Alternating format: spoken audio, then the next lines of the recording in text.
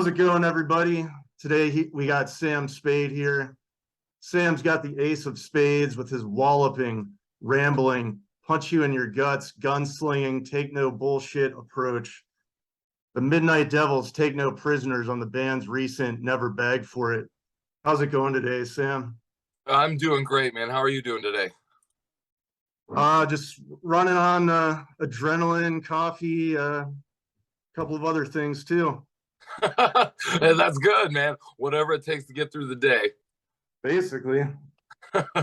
So we got Joy with us. She's a clothing designer out of Columbus. She's into punk rock design and all sorts of stuff. How you doing, Joy? Hi, I'm good. Good to be here. All right. Well, I wanted to get into Blue Island first and foremost. You know, you guys have been working with Chips enough.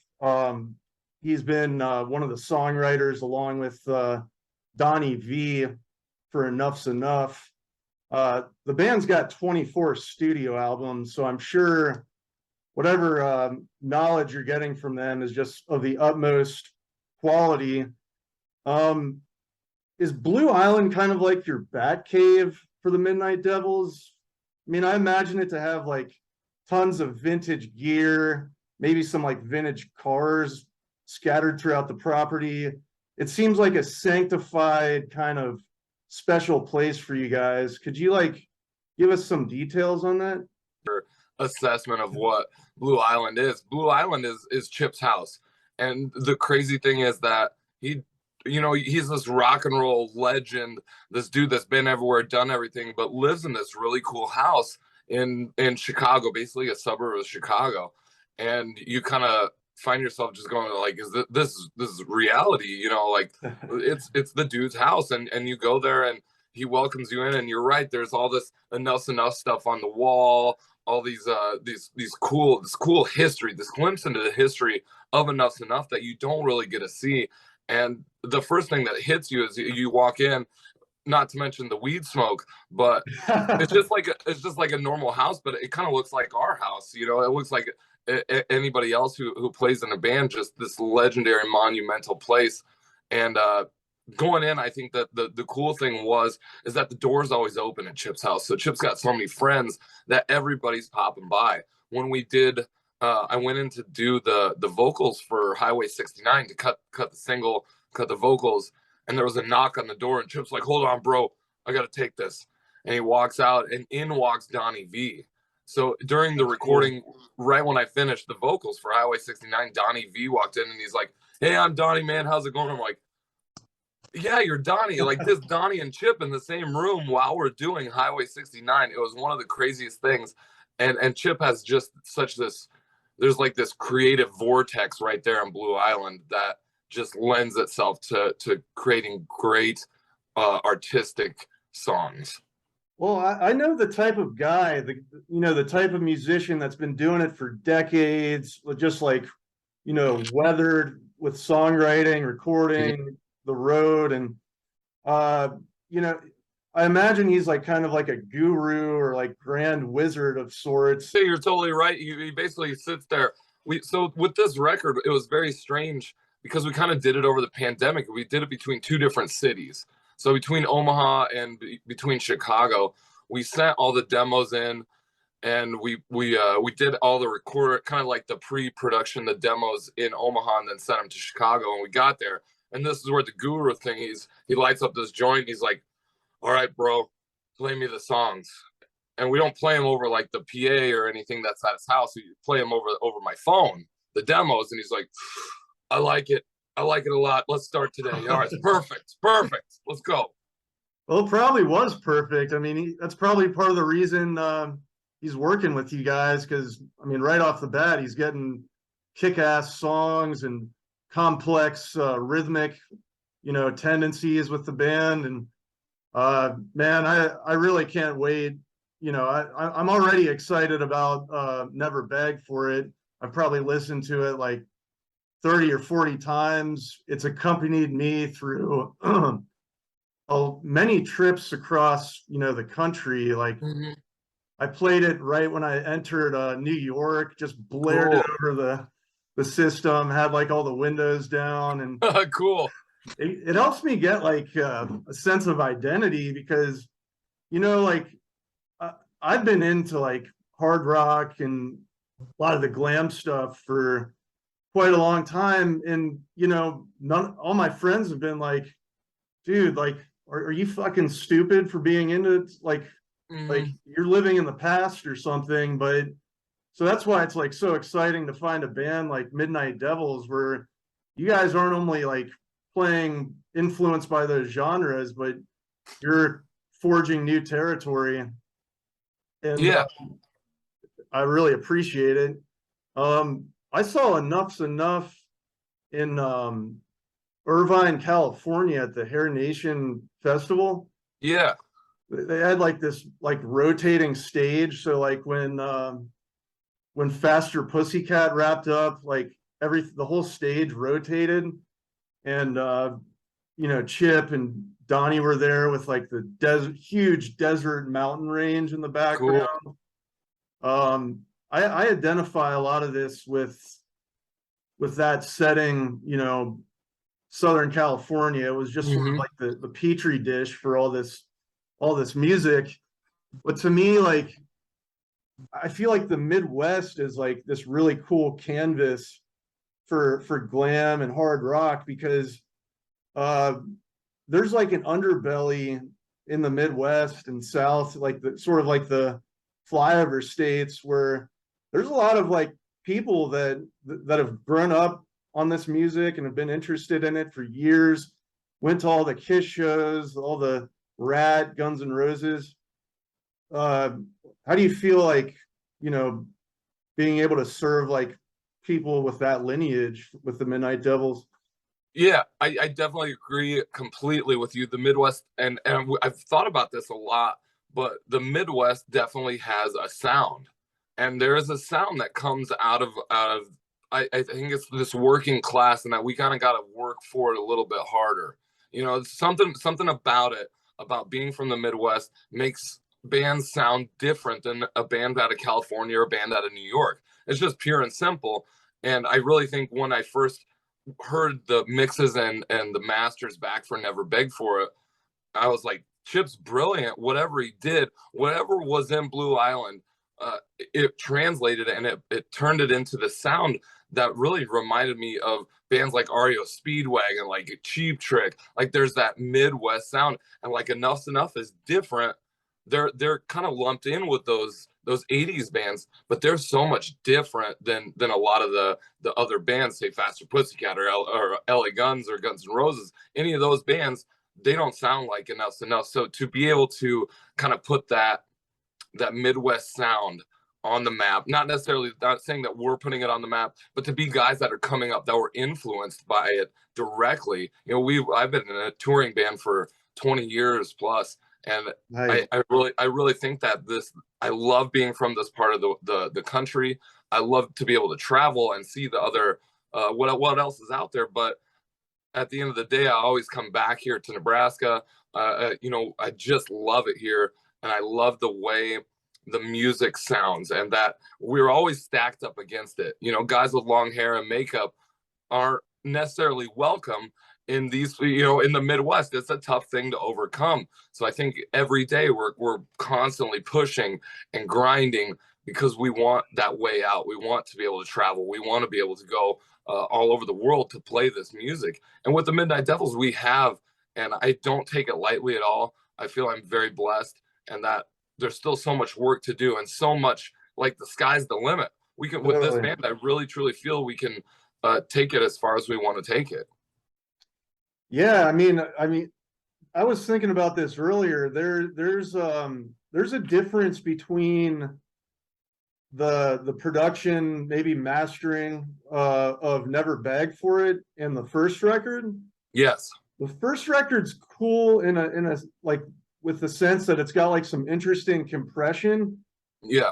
but the Never Beg for It, man, it's got like a low end. It's just got that pump and the wall up. Like you feel like the low end and the low mids just sort of like walloping through your speaker, like hitting you in the chest. Yeah. it's just I could see like Never Beg for It being a blueprint for the records to come. Yep, It's such a good sound. I don't know if I'd want to change it unless you can like improve it, you know? you're totally right in what you're saying. Something bigger. The first record, 2018, we did that all here in Nebraska. So it was all done at a studio in Nebraska. We had no idea what we were doing. It was our first record that we were putting out. So it was this learning experience of I didn't really know how to control my voice at the time. We didn't know what we were doing. We knew where we wanted to go, and we knew we needed a record to support whatever tour that we were going to be on. And we toured something bigger for 2 or 3 years before Never Beg for It. With that record, with Never Beg for It, we signed with Pavement Entertainment. We'd done a bunch of tours, like national tours. We broke out on the national scene, and with that one, we really wanted to put all our eggs in the basket. You know, for lack of a better term, we wanted the big sound. We wanted the big producer, and then to top it all off, the guy that mixed and mastered the record was this guy named Chris Steinmetz from Chicago, who mixed and mastered Kiss's Revenge record. So like we had this Kiss tie-in with this huge, producer at the studio that's Chip's guy, and with those forces combined, it just made the sound. And I was like, that's it. That's our sound right there, And I remember still to this day, I work at a club as a DJ, and after the show was over that night, Jimmy and we got like the rough demos back. That we cleared the club out, and we played the rough mixes for Never Beg for It at the club, 4 a.m., as loud as it could possibly go. And I'll never forget that, just like kind of being proud for the first time of a studio session, or the way it sounded. I'm just like, this is incredible. The sound that they created, I just was blown away. And I really think you're right. Like that's got to be our benchmark is now Never Beg for It. We got to go that good, if not better. That's what the next record will be called, if not better. Well, I wanted to comment on that. Actually, you were in another interview, you were mentioning like, part of your ethos is just this, you're chasing this addictive feeling of going throughout the world, meeting everybody, all the good vibes, all the legendary people you're around. Maybe one of your songs could be, about the phenomenon of like chasing that feeling. And I don't know, that's just an idea I had, but yeah. And that idea came from, it was late night. So when we go out, and especially with Enough's Enough, with Chip, he's like one of those guys that he'll do the show. He'll be at the venue at 3 p.m. and we'll sell merch together. Him and I will sit there. We'll sit at the merch table, just us two, and sell merch all night long. We'll do the show. We'll load out. And then after that, he's inevitably going to come up to me and go like, "Are you hungry, bro?" And I'm like, "Dude, I'm starving." And we'll go and eat dinner together. And it was one night he would just sat there and he's like, "Man, we just keep chasing this thing." It's like, he's like, "I've been chasing it for 40 years. And why do we do this?" And I'm like, I don't know, man. This is just what we do. Like, it seems so natural that we just keep chasing and keep working, keep grinding for this rock and roll. This is what we're like obsessed with. It's just that simple, where there's no real good rhyme or reason why we chase and work so hard. We just do it and don't even think about it. Yeah, part of the reason, I've got some recordings, but my justification is if I wasn't doing it, I'd be driving myself nuts, whatever else I'd be doing. I'd be like thinking about recording or writing songs or playing guitar all day. And I'm sure that that's something that is going on with you guys. Like if you weren't doing it, life would just be bland and you wouldn't be living up to this potential and this like fire that you have to make it all work.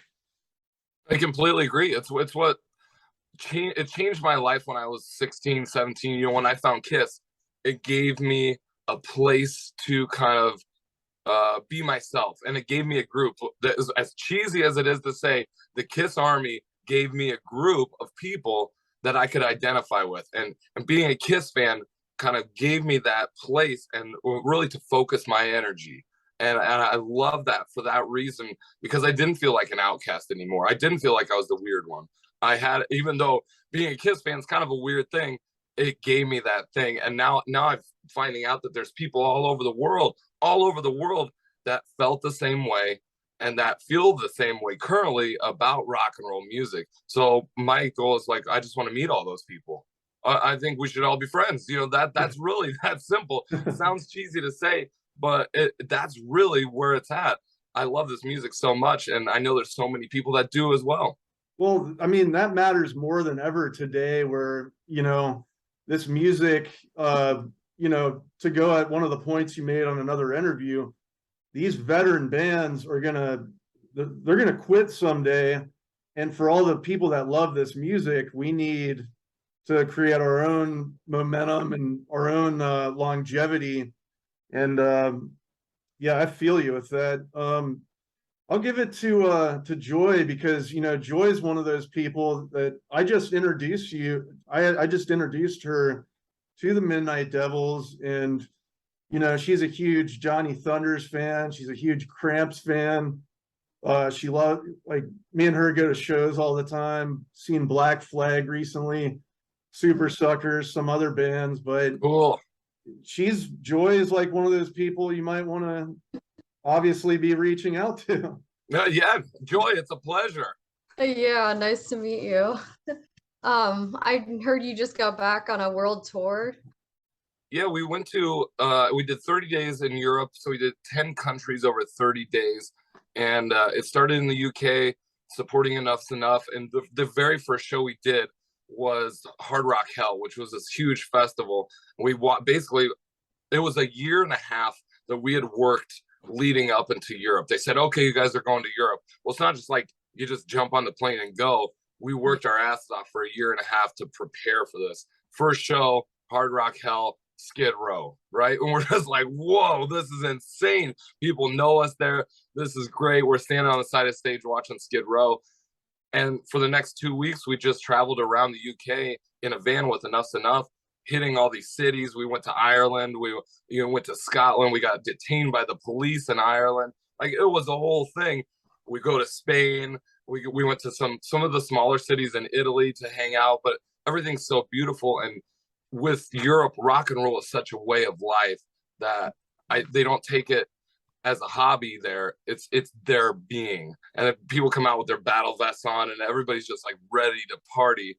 So the Midnight Devils were, needless to say, we were a hit. People loved it. The energy was great. And we're scheduling right now another trip back in the fall. Were you able to play in Ireland, or we missed the first show? So the story goes that we had to ride this ferry with our bus across, like, it's not the channel, but it's the Irish Sea, I believe. And it took us so long to ride this ferry. When we got into Ireland, we got stopped by customs, and the customs guy was like, what is your business in Ireland, right? And our driver goes, oh, I got 2 American bands here. There's 9 guys in the van, 2 American bands. We're going to a show in Dublin right now. And the guy's like, he takes a look in the back and he sees 9 long-haired guys. He's like, pull the van over. We got to search this thing. So we missed our show in Dublin because it took so long at the border, but we did still get to play. The other city is, it's not Dublin. Belfast. That's it. Yep. Oh, So we did get to play Belfast, but we missed our show in Dublin. The promoter pulled the plug at like the last minute. After traveling for 24 hours straight, he pulled the plug, and we missed that show. But we got to see the Thin Lizzy monument right there in Dublin, which was still really cool. And of course Belfast, yeah. Ricky Warwick from the Almighty grew up in Belfast. Are you into the Almighty at all? I listened to a song last night. It's very cool. Like, his vocals are badass. Yeah, they toured with GNR in '89 and Motorhead, and I mean, they made 4 or 5 really good records from the late '80s into the '90s. And Ricky Warwick joined Thin Lizzy as their lead singer in the 2010s, like 2012-ish. I've got a buddy, Richard Fortis, that was playing guitar with them, and man, Ricky was a kick-ass singer with that. He captured the emotion Yeah. His new album, he's in a band called Black Star Riders.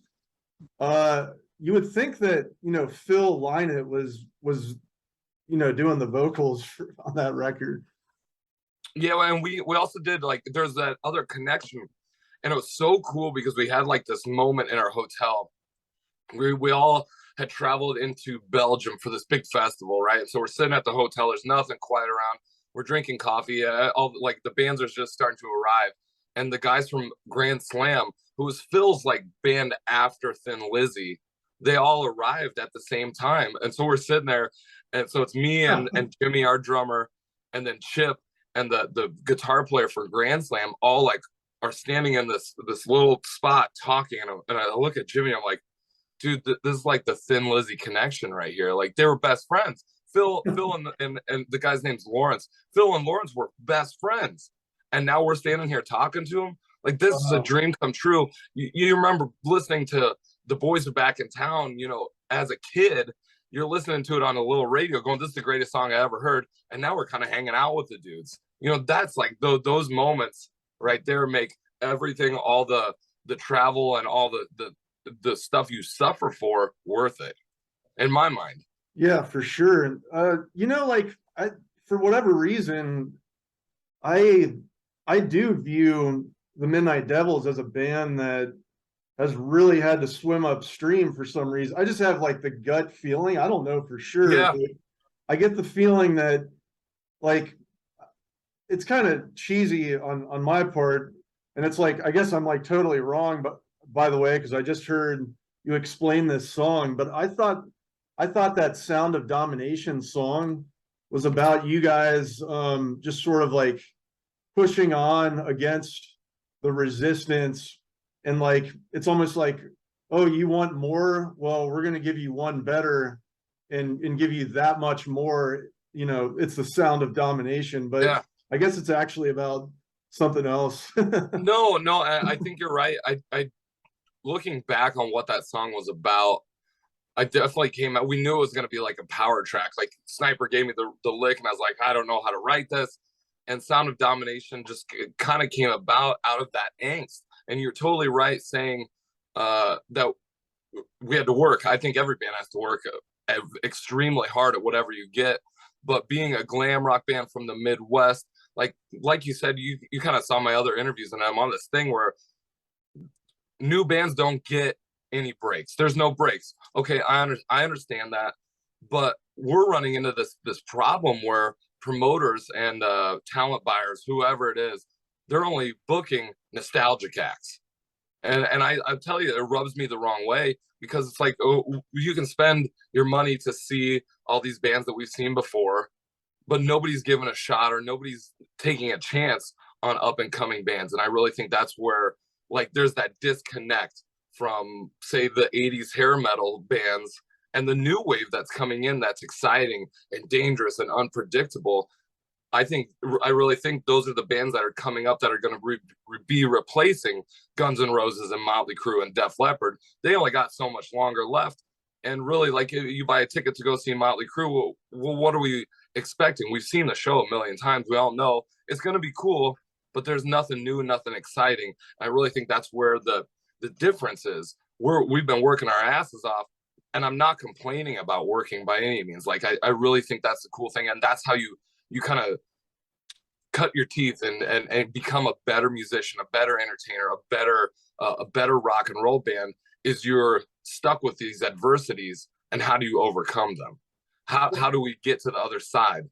I almost think, like, in your situation, that the harder you have to work, the brighter you burn as a performer and an artist. I mean, it does seem like you've got, something in your system that's like really high octane, and you're like a personality type that excels when you get some resistance. Like, you're able to, like, understand the resistance, but then like deflect it with like the power of what you're doing. So to me, it's amazing. Like, there's no reward mechanism intact for people doing this type of music. Like we're saying, these bands aren't getting breaks from like the veteran heritage bands or whatever.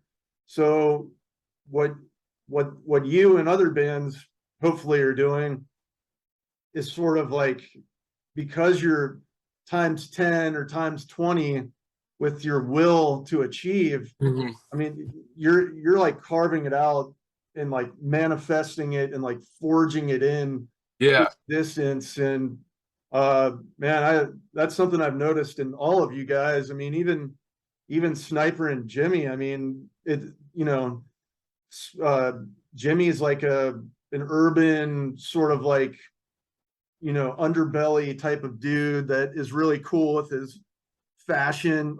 Mhm. Like I was at your guys' show in Cincinnati, Yeah. although like I showed up specifically for Pretty Boy Floyd. I didn't know who you guys were, and um I actually was sick that day, so like I got in like right when Pretty Boy Floyd was playing, and I sat like in the back, just sort of like drinking something and just waiting on Pretty Boy Floyd. Mhm. Jimmy walked up, and I was like, I think he was like wearing nothing but like pantyhose and like a belt or something. Yeah.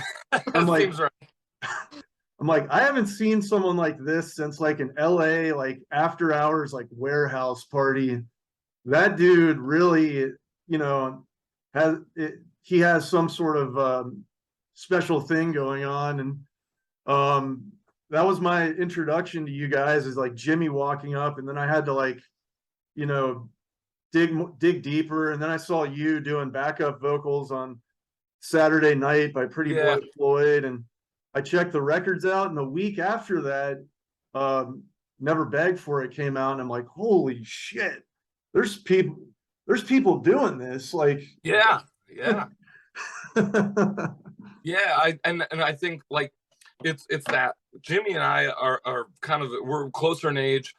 We both grew up playing punk rock music and being a punk rock touring band. So I really think that work ethic and that kind of mental attitude carried over into Midnight Devils, where I already know I'm gonna ask somebody, hey, would you put the Midnight Devils on the show on this tour? And they're gonna be like, no. And to that response, it said, fuck you, I'm gonna work 10 times harder to rub it in your face that you didn't bring the Midnight Devils on. And I think that's really what it is. It's that people will say no, and people don't get it, you know. And so with Jimmy is like my best friend on the road. We hang out all the time, like constantly, 24/7. And his thing is, he wants to do what he wants to do. He is rock and roll. Like that guy is, he puts the legitimacy in it. Like he's gonna do everything that he wants to do. And if you tell him no, he's gonna do it anyways, and he's gonna rub it in your face. You know, that's just the way he is, and the way this attitude of this band is. We don't think about it. We just go out and do it. And if you're gonna give us resistance, we're gonna fight even harder to come back and do it our own way and make it look good and make it look super glam and then annoy the hell out of you. Joy, do you got anything else? We haven't heard from you for a while. Yeah. So are you guys making your own clothes or Kind of, yes.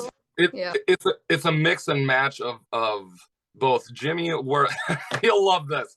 Okay, I got I love the fashion. Like I got a great story for you, and this this is how it goes down most of the time. So we started a tour with Pretty Boy Floyd. It was the second leg of the Glam Slam tour. We drove our bus from Nebraska down into Houston to start the tour. Jimmy caught the plane from Chicago to Houston. We went to pick him up, and the plane lost his bags. Like, so all of the clothes that he had for the whole tour were gone. So we're just like, oh man, what do we do? And only Jimmy Mess can really figure this out and make it work. He doesn't complain. He goes, well, we'll figure it out. Next thing you know, we have people, fans, like we posted on Facebook, Jimmy lost his clothes. If anybody has anything to donate to the cause, please bring it to the next show.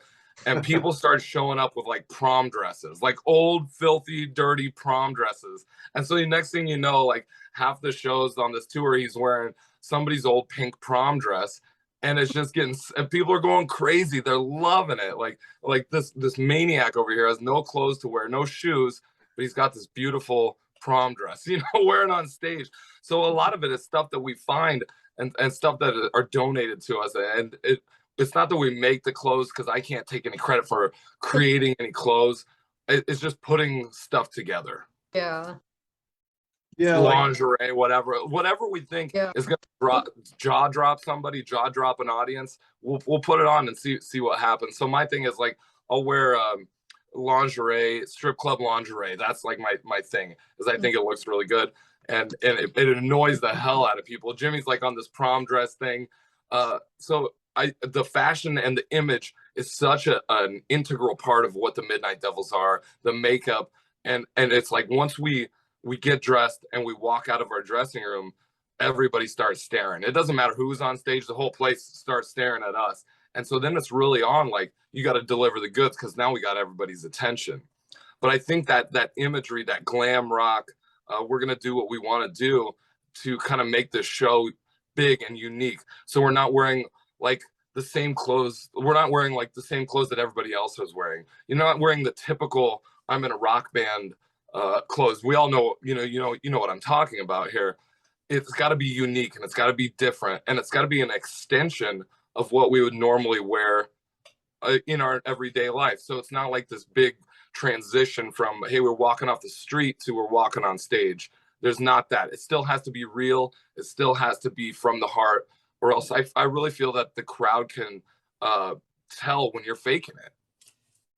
it's like on that point, I've heard you mention in a lot of other interviews that when you go to these little towns, you've got, these types of people that, you're the alien, so to speak, and, they feel uncomfortable with, glam fashion.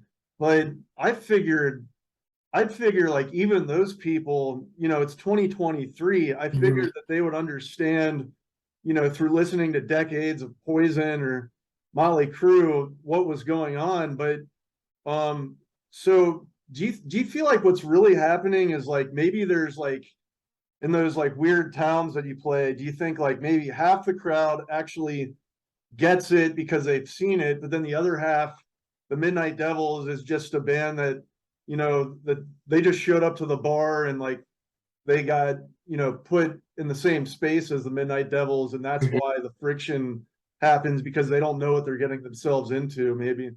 Yeah, and especially if you go into it thinking, oh, this is a normal hair metal band, people will be like, as soon as we walk out of our dressing room, people will be like, this is not a normal hair metal band. First of all, we're not a hair metal band.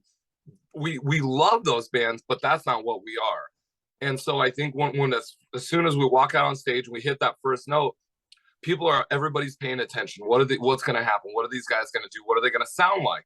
Is it going to be a train wreck, or is it going to be good? So we really have to bring the show and bring the action. I love that feeling. I love that intensity, and I love being able to prove everybody, like, we are here. We're the same as you. We all grew up listening to Kiss and Van Halen and all these great bands. We're just an extension of that. So it's at that first, I would say, first couple songs, people are still feeling us out, and they go, I don't know about this. We got all these guys in lipstick on stage. There's glitter everywhere. And then by the second song, they go, oh, I totally get this. This is rock and roll music. This is glam rock. This is exactly like those bands that I used to love, except for it's new and it's exciting and it's different enough to where I can get excited and I can go out and shake my ass on the dance floor like the party has just arrived. I love it. Well, I mean, on the flip side of that, like we all know like the small town personality types that like, maybe they're blue collar workers and like they've got like a real issue with, anything outside of like their meat and potatoes culture.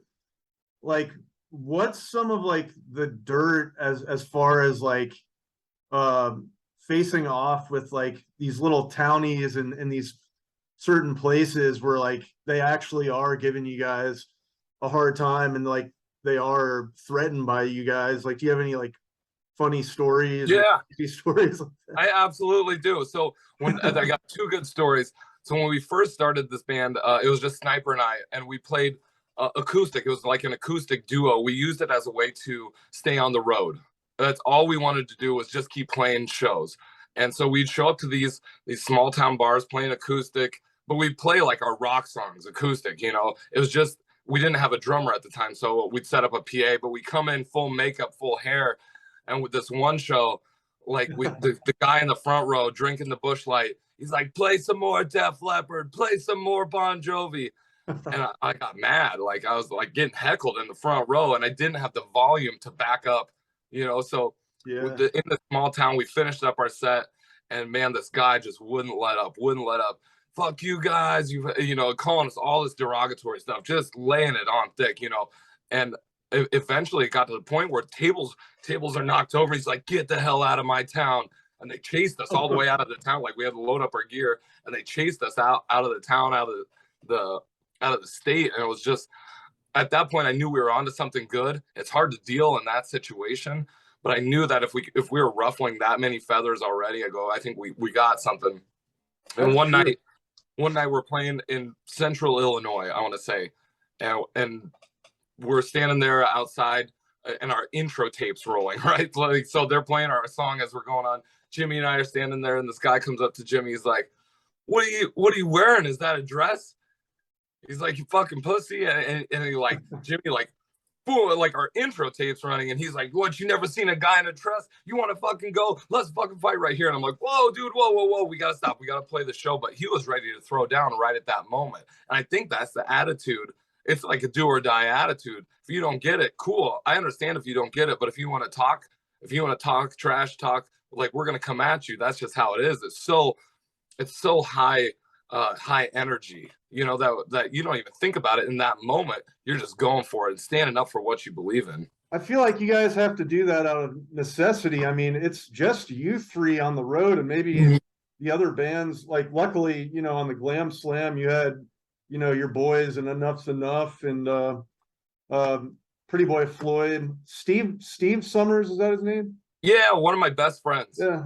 Yeah. And it's like, you know, maybe in some of these earlier shows, you know, maybe it was just the three of you guys. And if you guys are in like a random part of the country, I mean, it's out of necessity. You have to stand up for yourself, because what are you going to do if, like, you're playing a show and, like, you let someone get underneath your skin or get in your head? The show's gonna bomb. And, you know, it's I mean, you guys are just the epitome of, like, grinding through and fucking, it's not like grinding with, like, at a loss. It's like when you're grinding, it's like plus, you know, 200.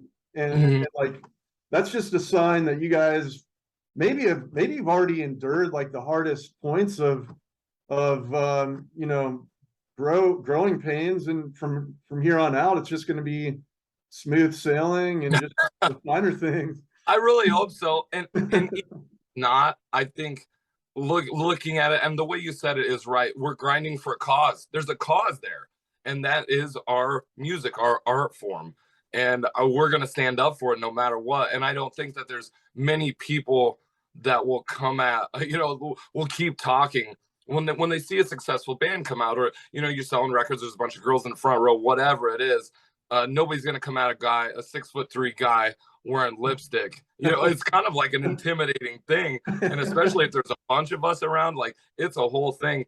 And yeah, we did it with Pretty Boy Floyd. We got really close with those guys, and we'd be on the road with them. Like, they rode with us in the van for months on end. And it just was so cool to be able to listen to the stories that Steve had. You know, he'd been through it through the 80s. He knew everything that I was talking about. He's like a strip club guy. He just had a really great way of looking at it. And what an incredible front man who will come out on stage and tell everybody in our audience to go fuck themselves if they're not singing loud enough. Like, he is a good dude. And I learned so much being around him. I love Steve. And I think that's the cool thing, is you get to learn that the stuff that we went through, that we're going through, Pretty Boy Floyd and Enough's Enough had went through it in the past. And that another thing that says, okay, we're on the right track. We're still fighting for everything we got, which is totally fine. And I'm very much all right with that. Yeah, man, for sure. Joy, throw us a new question. I mean, does that play into when you're preparing to go on tour? Like, you got to get mentally prepared to deal with people giving you trouble and Yeah, absolutely. It's a whole thing. The lead up to the tour is always such a it's a great time, and I go completely insane. I'm a very big control freak about this. This is, my little baby here. So going in, you gotta like make sure that everything's taken care of. You have all this merch, you have every piece of gear ready. You got Jimmy where he's supposed to be, and the first show is inevitably the hardest show of the tour. It always is every single time, because all that pressure has been building up for like weeks, travel, all these arrangements, till you finally get the first release on the first show and you go, okay, I remember now. I got this. Let's do this whole tour. We can make this happen. But yeah, it's a total complete preparation that we really go through to get the tour ready to roll. And I think bands have gone through it. The blueprint was written by Van Halen, by all these great bands, and we're just following that blueprint and kind of writing it as it pertains to us in 2023. It's not the same as it was 20 years ago, so we're all just trying to figure it out on our own. I heard that now you've got to like bake in getting detained on international tours because of what happened in Ireland. And I also heard a story that like you guys were supposed to be, I don't know, like St. Louis or something, and then Jimmy got on a Greyhound and he went the opposite direction. Oh.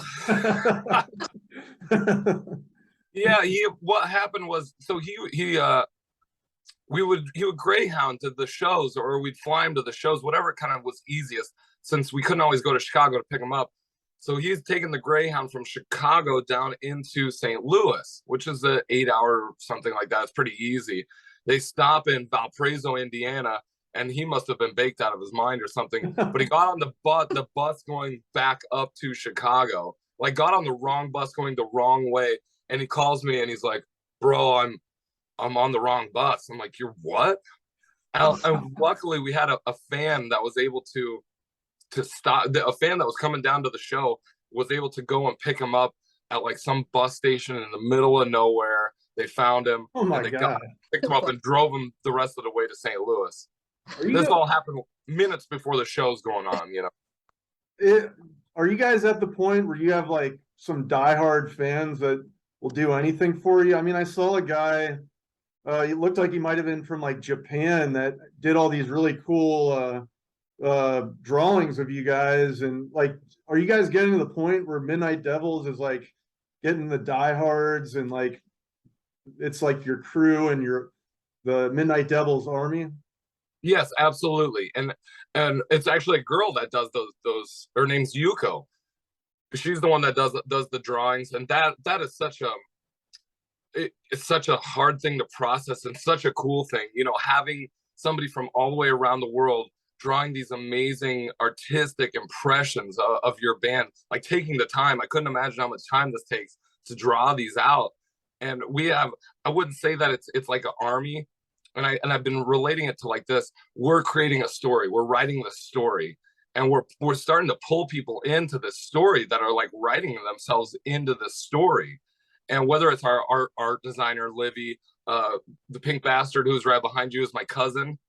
Yeah, he's a cosplayer, and we just had this idea, and he's becoming this character, and he's being known. People are recognizing him as this character. So there's all these people that are coming into our world that are writing themselves into the Midnight Devil story, and I find it to be the most exciting thing ever, because it's different, and it's not like being a fan of a band. We're becoming like there's a personal touch there, and it's really like everybody's on the same train going to the same destination, and the more people that jump onto the train, the more speed this train is picking up and the more exciting it's getting. And I really love that, because it's so much different than it was when I was a kid. When I was a kid, you were a fan of a band, that was kind of it. You kind of grasp any piece of nugget of information you can. But in this day and age, it's about being in people's lives, I think, and really saying like, "Hey, I'm here. You want to talk? What do you want to do? Like, hit me up.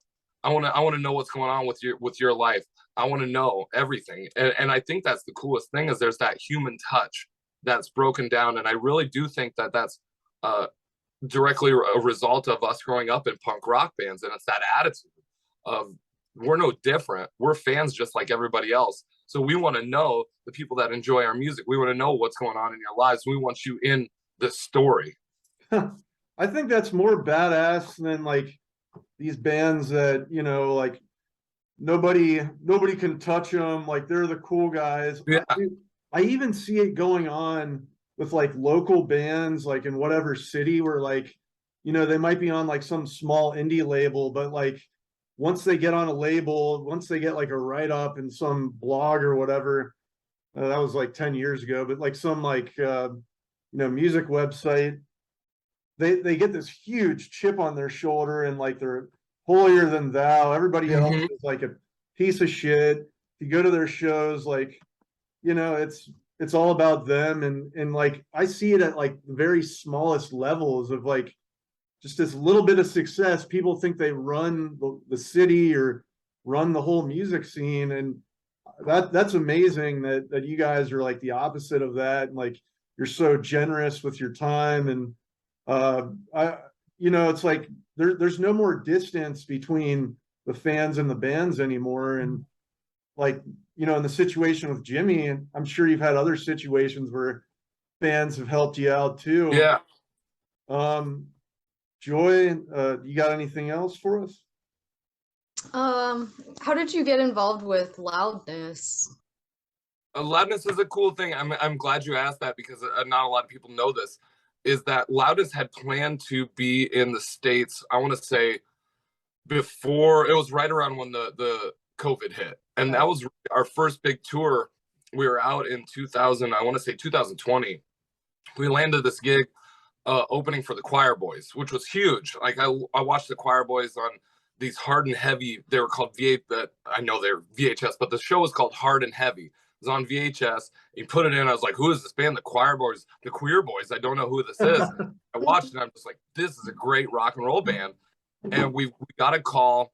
I was sitting at work, and I'm a DJ, like I said. So I get a call from our agent, and the guy goes, we need you in Salt Lake City in 3 days. You're going to be opening up for the Choir Boys for the next month on tour.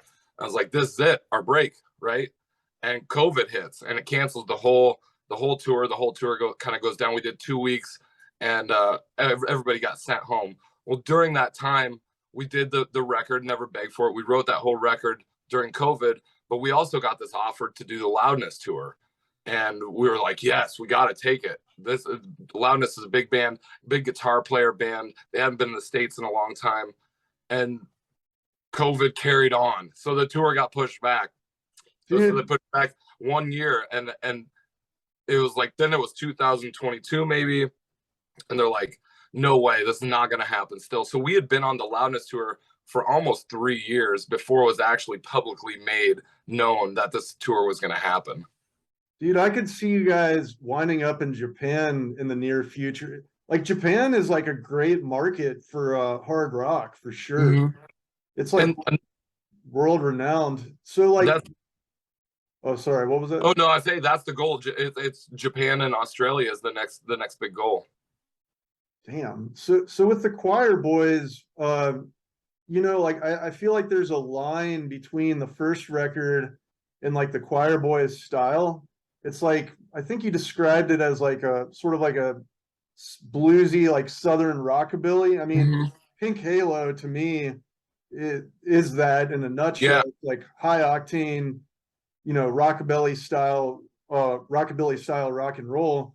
Love that song, by the way. I hope you guys continue to like, you know, with that feel and genre.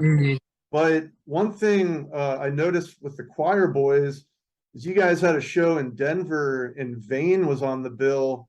Man, Vane is like top 2 or 3 favorite hard rock bands. I love Vane, and Davey Vane is such a badass producer. What was it like with you know, working with Vane or being on the bill with Vane? Actually, and I hate to tell you this, Vane is notorious for kind of canceling shows. So that show they canceled, they pulled out last minute. So we actually didn't even get to play with them. It was just, us and the Choir Boys and our tour support. We were so bummed too, because I've never seen them, and I heard they're just an incredible live band. I love Vane. I love Davey. but we didn't, unfortunately, didn't get to play with them that night. But okay, like you didn't play with Vane. You did play with Skid Row. Was that with their new singer from Sweden? He won like Yes. Swedish Idol. Yes. You and him are like very similar with like the energy and like the balls out approach. Like you guys you're cut from the same cloth. I really enjoyed, the couple shows that I saw of Skid Row's recent tour, man. Like their new singer's awesome. Yeah, he's and that's the thing that everybody keeps saying is he's got the energy. Well, not only does he have the energy, but he's got this this forward positive momentum. It's something I always go back to. It's where you seem like he's always pushing forward in a positive direction. And with Eric, such a great singer, such a great front man, the charisma, people are just drawn to him, and I think that's the thing that I noticed the most is that when we do shows, like you can't even take your eyes off the guy. He's just that good, and he has the voice to back it up. True, man. I mean, it's like Skid Row getting a new lease on their youth, having him, as their front man. So the Wild Hearts, you played with the Wild Hearts? No, I wish we would. One of my absolute favorite bands, and we were in a city in England, and it was like it was a city called Blackpool, and we played at this bar that was like the sister bar to the Rainbow. So you walk in, Really? and like this old building, but they got stuff all over the walls. Like they had Lemmy's amplifier there, Murder One.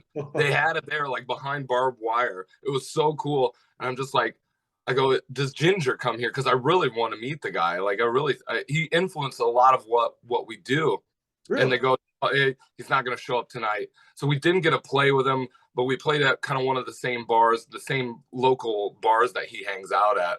And the Wild Hearts were such a cool band for me, and really like a turning point, a crossover band that mixed that attitude with kind of the really catchy songs, the great UK rock and roll. I love the Wild Hearts. I think Ginger is great, and especially like him playing with Michael Monroe, you can definitely tell the songs that he wrote. I think he's just a great songwriter, and we didn't get to play with him, but that's down the line. It will happen.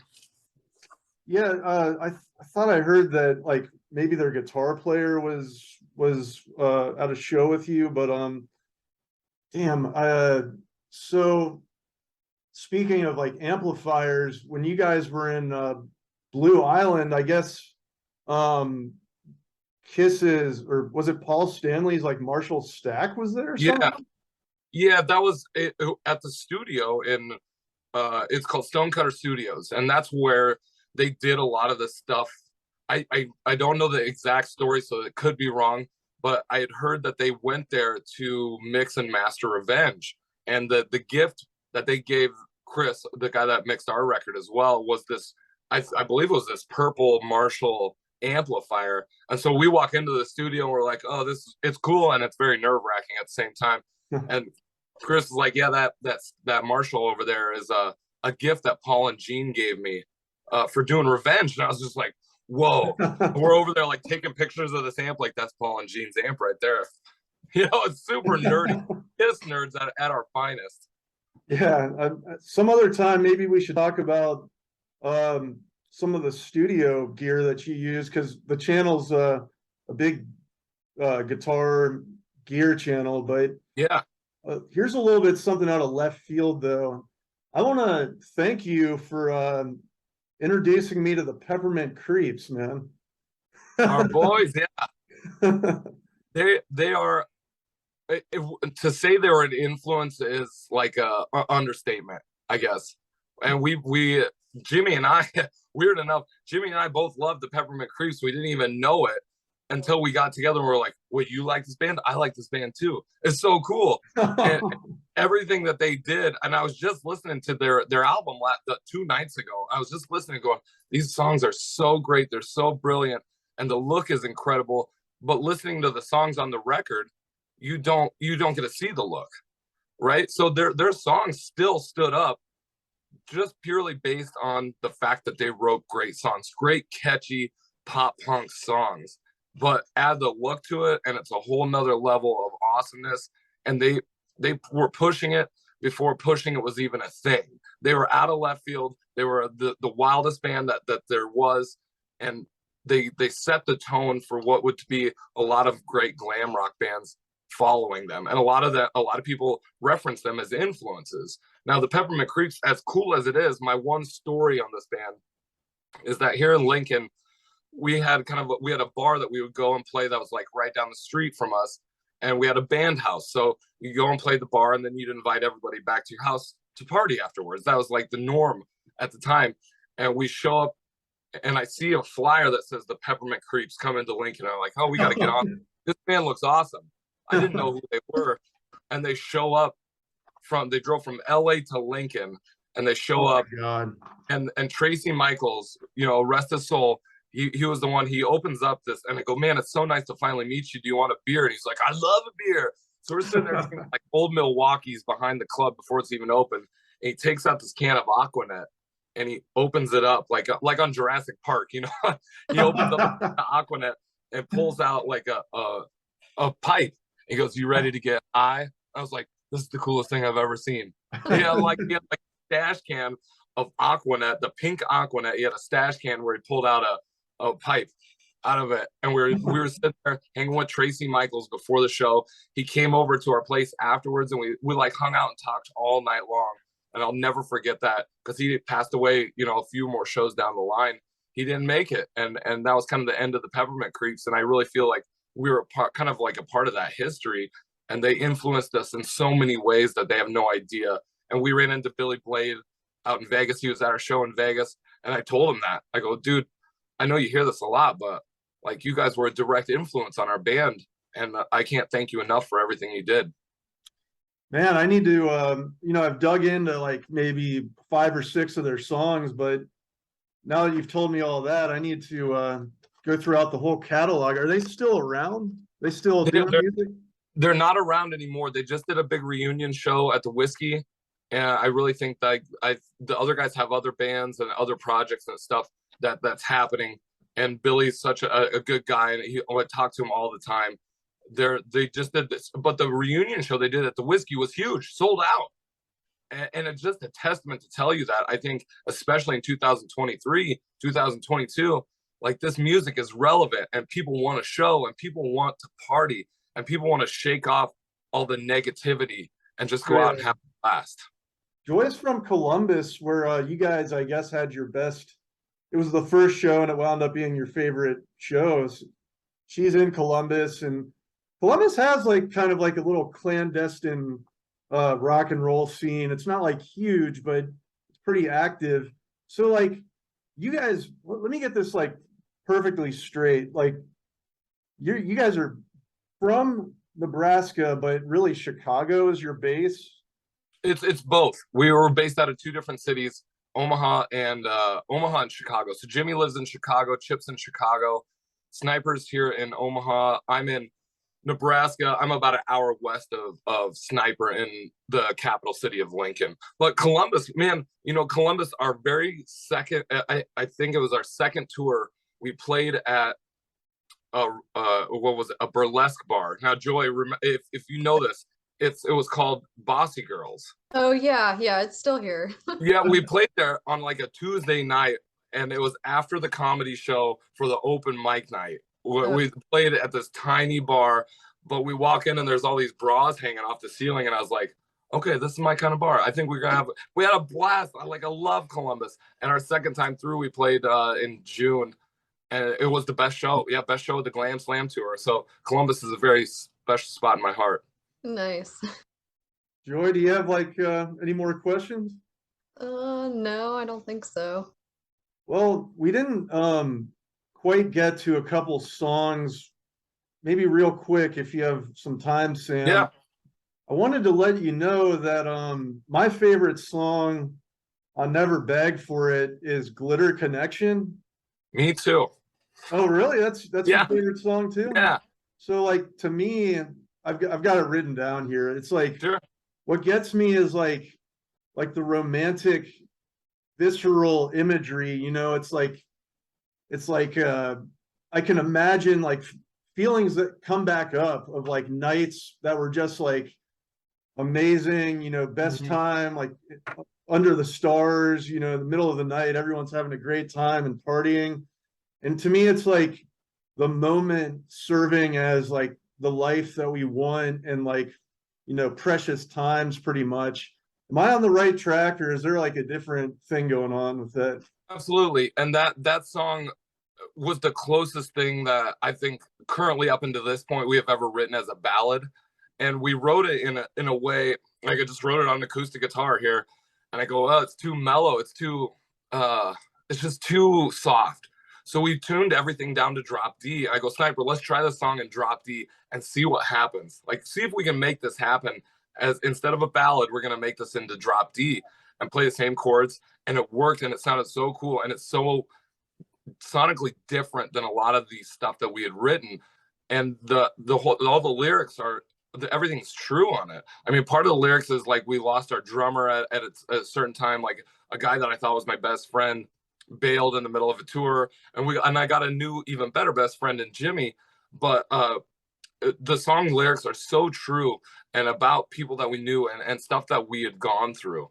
And it's exactly, we're all searching for that little slice, and to say, for lack of better terms, we're all looking for that little slice of paradise, and we know what it is when we find it, but we're all still looking for it. It's that eternal quest of looking for that, and you have those memories in your mind, those good nights. And that's the whole idea with the Midnight Devils, with the name itself, is that feeling you get on Friday night as the sun's going down, you're clocking off work going, man, I'm gonna tear the city apart tonight. You know, your best friend, sun's going down, you're getting ready to go out and you're jacked. That's what the Midnight Devils are. And I really think that with Glitter Connection, we captured it there. We captured realness, and the good with the bad. It's all right there on display for everybody to enjoy. The girl that you were sort of referencing in that song, like what was her deal? Like, seemed like she might have been like a close person to you guys. The girl was, she was kind of close to us. It wasn't anything that, like, it wasn't anything that I would like consider important. What was important was the story. The story that she had, and everybody knows a lot of people like this, where these people are, with these people especially, they see kind of band's success, and they see bands going someplace, and they know everything about the band, these incredible fans, but they're searching for that. They're looking for that glitter to rub off on them. You know, they're trying to use it as a way to progress their own agenda or whatever. It wasn't a bad thing. It's just the story I thought was like, I'm like, man, this is interesting. And I know that there's a lot of people that are like this, that are kind of looking for a little bit of sunshine to come down, and they're using us and maybe our music to bring that sunshine in, which I think is really, really cool. Yeah, man, that's what I do. I mean, I feel like, you know, I feel like I'm in a special club when I make a routine of turning the volume up to 10 on the car stereo, rolling the windows down, and blasting the whole fucking album. Me and Joy did it in Columbus. Yeah. And I was kind of curious too, like about the girl in Pink Halo. Like, what is she, like a fan of yours? Like, that was a mixture of relationships that I guess I'd had in the past. I think it was a girl that I dated in the past, and like I said, it wasn't anything. The relationship wasn't anything that stuck out in my mind. It was the story, and this, whatever happened just kind of stuck in there. And I was just like, that's brilliant. And so many people have gone through the same thing and done the same thing and met the same person. I really think I got to capture this and put it down and as just a documentation almost, because everybody knows somebody like that. Well, I mean, the actual girl in the music video is. Oh, in the music. Yeah. That was a cool enough. It was a comedian, a local comedian that we hired to do the video. And I wrote the script for the video, and I just thought, man, who could I get this? Because, okay, the story is like, if you put a girl in a music video, have you heard these stories? I'm not sure if I've heard this one. Okay, and it goes along the lines of, so now think like David Coverdale and Tawny Katan. The girl in the music video, you want to make sure that nobody has dated the girl, nobody has banged the girl, because inevitably you're gonna blow up. It's gonna erupt into flames, and you're gonna have to settle with watching this music video for the rest of your life, thinking, "I hate it." So I wanted to go the opposite route and get a girl that I could just an actor I could hire that would be a professional.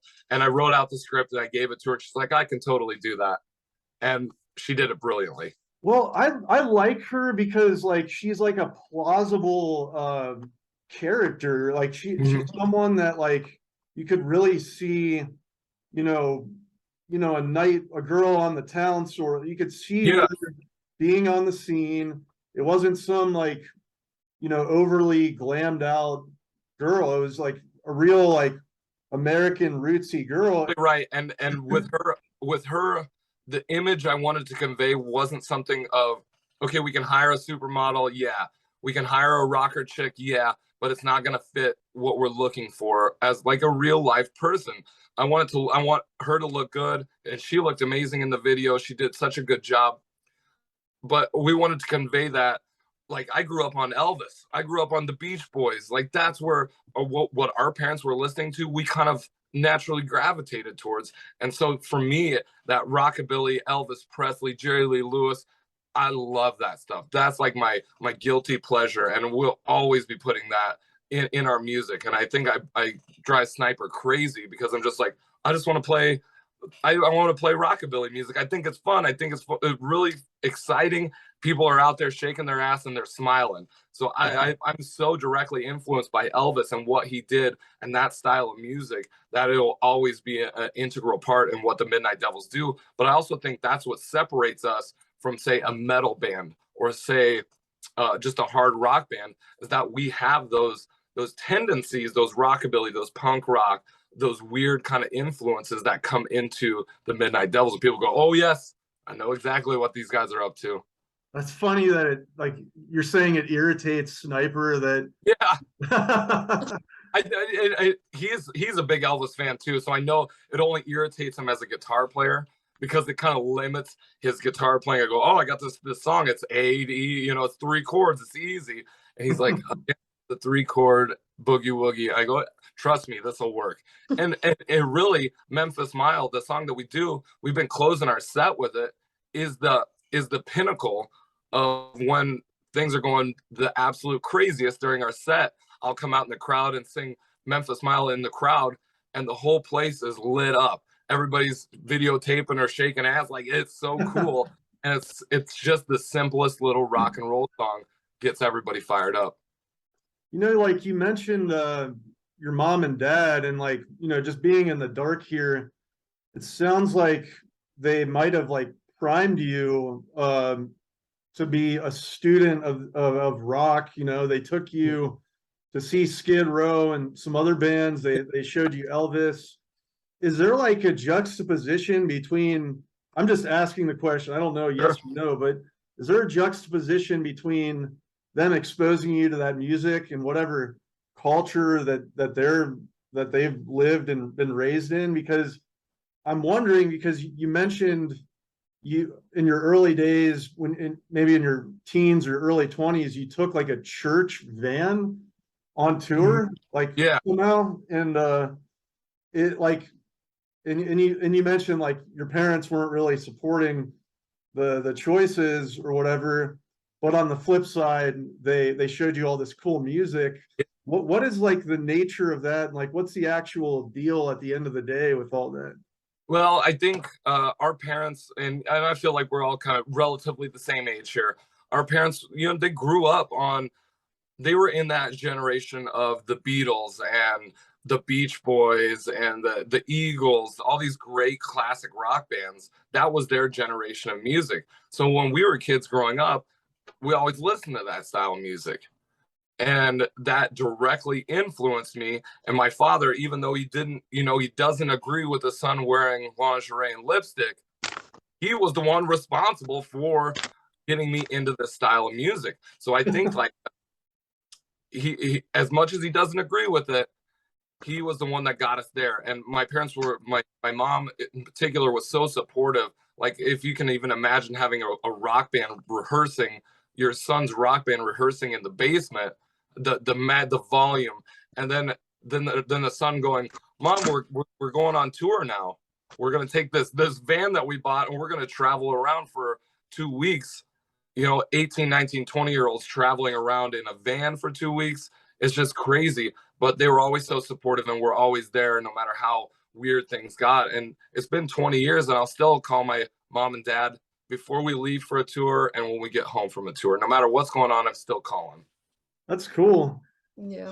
So like, I've been wondering this myself. I've thought, like, Midnight Devils, wow, I'd really like to live that life and be able to tour and everything.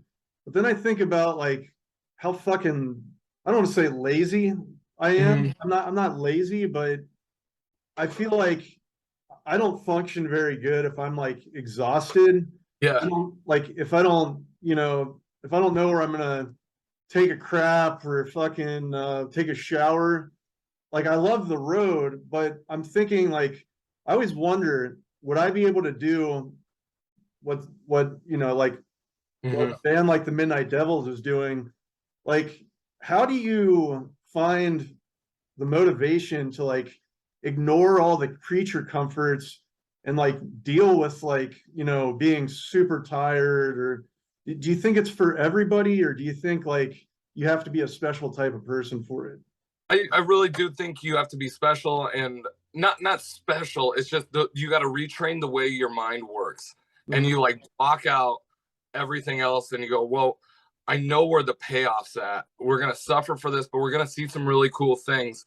And I've thought about this a lot too, and I just keep thinking, like, why do we do this? Like, this is so difficult. This is the most difficult thing I've ever had to do in my life. Like, you're gonna go out, the stress is huge, the world's watching, even though I know the world's not really watching. To me, in my mind, the world is watching every step of the way.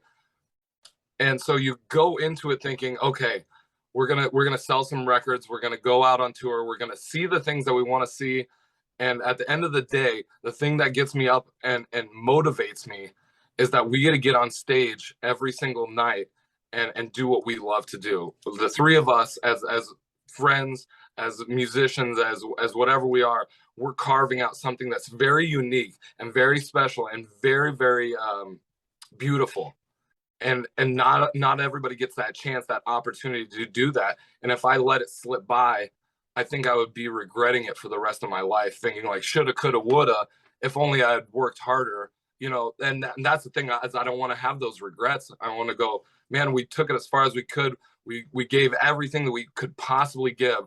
Money, time, relationships, anything that we have is put to the wayside for this band. And we all have that same mentality without saying it to each other. We're all thinking it, like, keep pushing, keep pushing, keep pushing, because you can see, like, these it's dark, right? We're sitting here in the darkness just going, man, like, there's so much, the odds are stacked against us so high. But once you start doing those shows and you see, like, little glimpses of light, and you go, man, there's the other side right there. I can see it. The harder we work, we keep getting closer to it. And I think with the European tour, that really opened it up.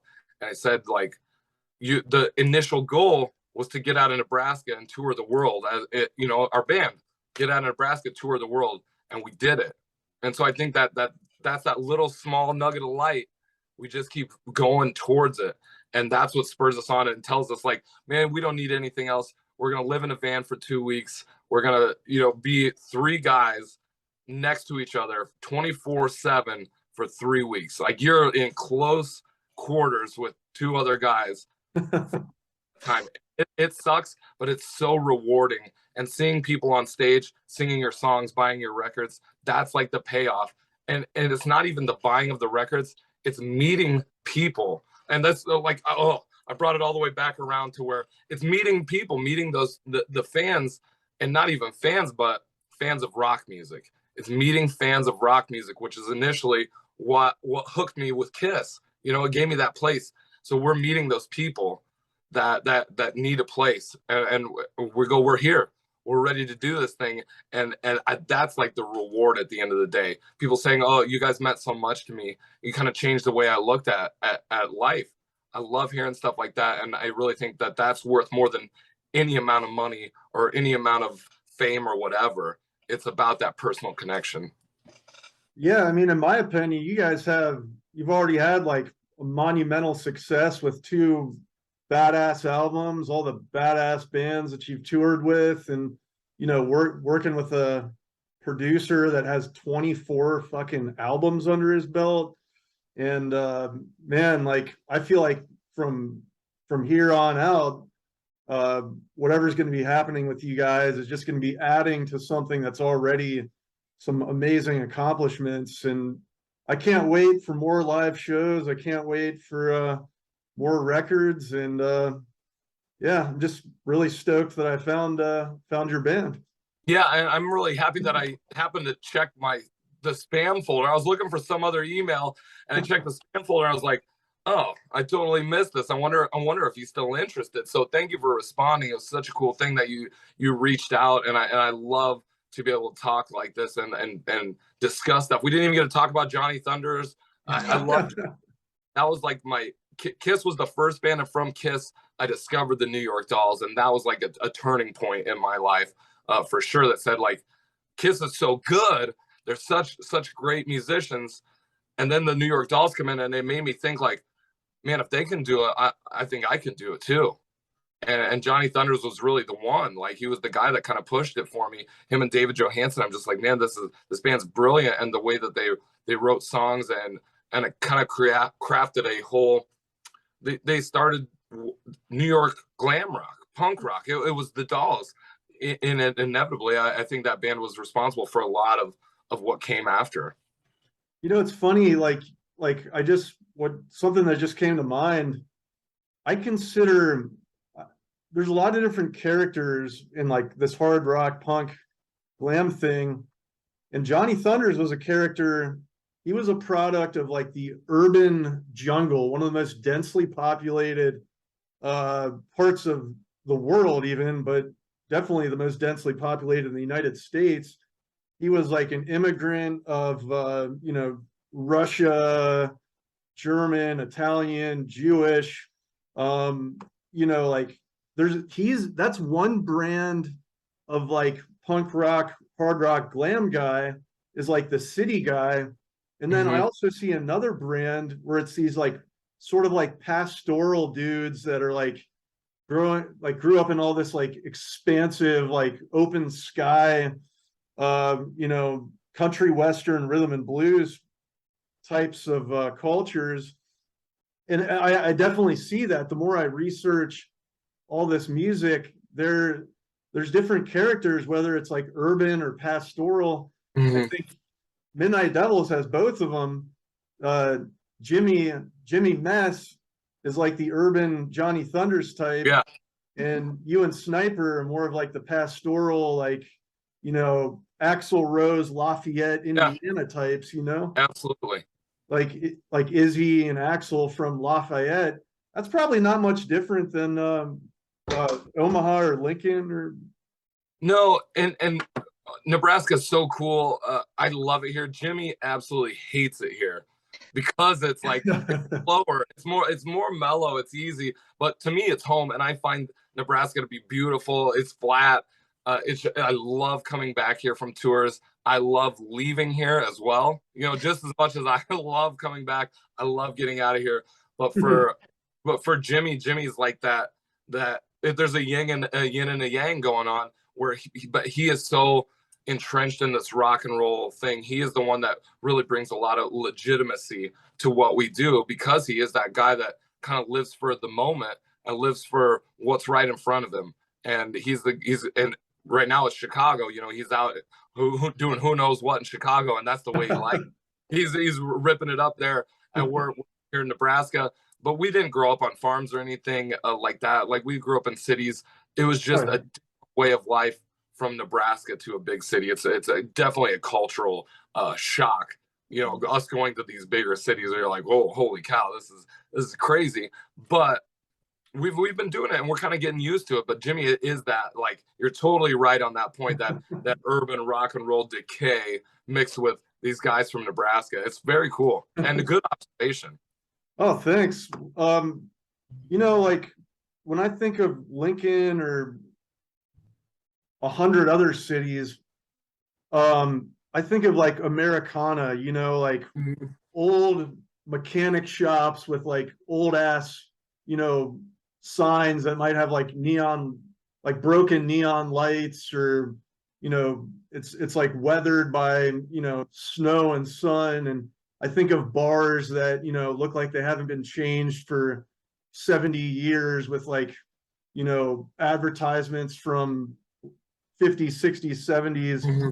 And I've noticed in your Instagram that you guys take a lot of photos of Americana, you know, like the sign in Reno, Nevada with like Yeah. the vintage stuff. Um, do you guys appreciate that aspect of touring, like seeing like this ancient like underbelly of America with all the Americana like relics and logos, and like, you know, going into a weird place that looks like, you know, it's a third world country, Yeah. but it's like That's one of the coolest parts, is it being able to explore. And never in my wildest dreams, I mean, you always dream about it as a kid, but I didn't really think it'd be a reality to kind of go to these places. Reno, Las Vegas, man, we're going to LA, we're hanging out the Rainbow. You know, the guy at the door guy at the Rainbow knows us, and he's like, come on in, it's you guys again. All right, cool. But that's such a huge thing in our lives, the Rainbow, the whiskey, uh seeing all these great places, and to be able to take a picture by it, you're just like, that's like, it's a dream come true. And it's so cool to be like, our little glam rock and roll band got us to this point, and appreciate every mile and every minute of it. We've got to see stuff that, you know, people have only dreamed of, and I don't take it for granted at all. And so I think that's why we kind of document it all and be like, look, that the Midnight Devils, as messed up as we are, as ridiculous and whatever we are, glam, we're still out, and this is such a big part, Americana, where we're going. I love that you pointed that out. It's a cool thing, because we're such a fan of, such a product, I think, of the westerns, or the that kind of, I don't know how to say it, I guess Americana, we're such a product of it, that to be able to see it in real life, you're just like, man, this is great. Like, we went, when we were in Italy, we got to see some amazing cathedrals. We went to Venice, the island, you know, and I was just like, it's hard to believe, and it's hard to take in, and be like, this band got us to this point, and kind of our hard work with help from Chip and with help from Steve and all these great people, kind of got us to this point where we were able to break out of our city, break out of our state, break out of our current situation into a better situation. well, it feels like all of you would have done it either way. All of you guys are talented and smart, you know, musicians. It seems like the way you run things is really sharp, and I definitely noticed that. And you know, you mentioned the Rainbow. I just went to a guitar show in uh, Chicago to sell some amps. I sell amps and guitars and things like that. That's another reason I'm interested in the like vintage Americana stuff. But I saw this documentary of the Rainbow and the Hollywood Vampires Club, Yeah. Alice Cooper, John Lennon, Eric Clapton, the guy from the Monkees was in it. And, you know, like the rain, I used to live in LA for like 10 years, and I don't know why I never went to the Rainbow. I went to the Roxy, the Whiskey, saw Vane and some other bands there. Um, but yeah, if I, all I'm saying is uh, everyone should check that documentary out on the Rainbow. It really gives like an insight to Lemmy's life too.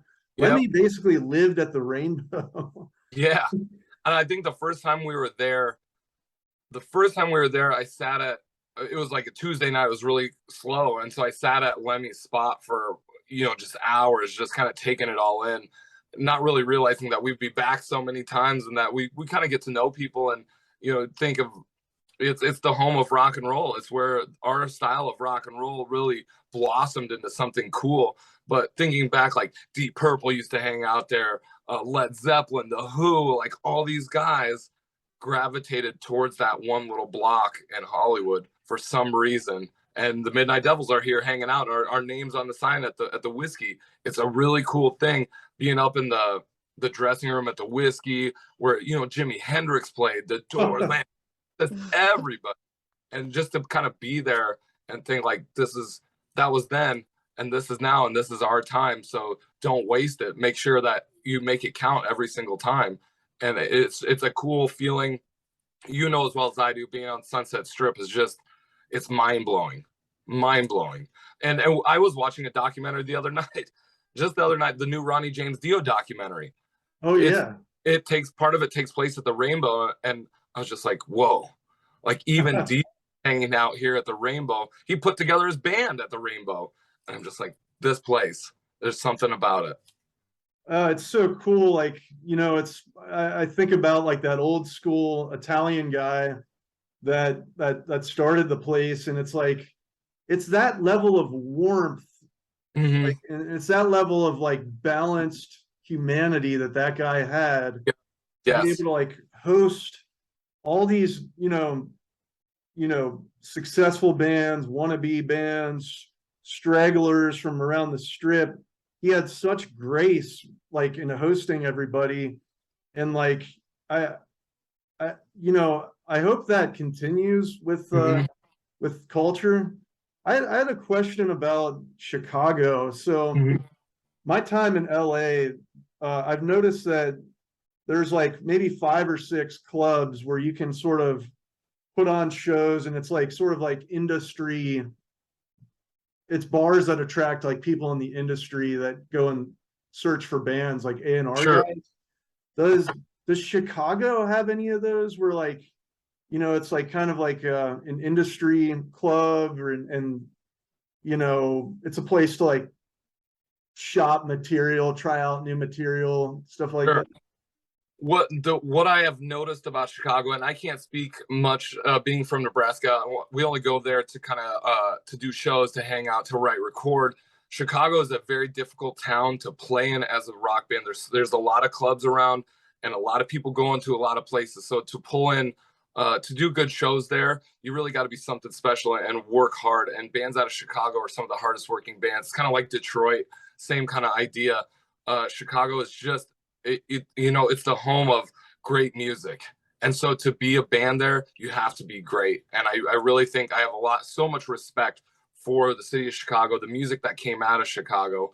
And they're dicks. They're notorious dicks. People in Chicago are notorious. That's what and if they don't like you, they'll let you know, and they're not going to book you there. So I think it really is a testament to that great city and the great musical heritage that's come out of Chicago, where they don't settle for anything less than what is the best coming out. And there's a lot of great clubs, but there's only a certain amount of clubs. There's a select few clubs that people really want to play, and like the established bands will play. And I think on this next tour, we're finally going to be landing. We've done a bunch of really cool places there, like rock and roll clubs, great rock clubs in Chicago, just like the wildest nights you can even imagine at these awesome clubs. But we're playing, I believe, Reggie's with Loudness, and that's one of those big clubs with a really long history of great rock bands coming through. And everybody goes, no matter what, it's always like Denver to Chicago. That's the trek. Nebraska is centrally located, so we'll get the bands that'll do like a stop off in Nebraska before they head to Chicago. So we're always kind of on that cusp of getting great bands that are traveling through to the bigger cities, and it's so cool to kind of be a part of that. Chicago's just, it's the history. You can feel it. It's another one. It's like LA, and I don't think it gets talked about enough, where it really cultivated and gave a birthplace for the Chicago sound. And you mentioned that earlier, like the Chicago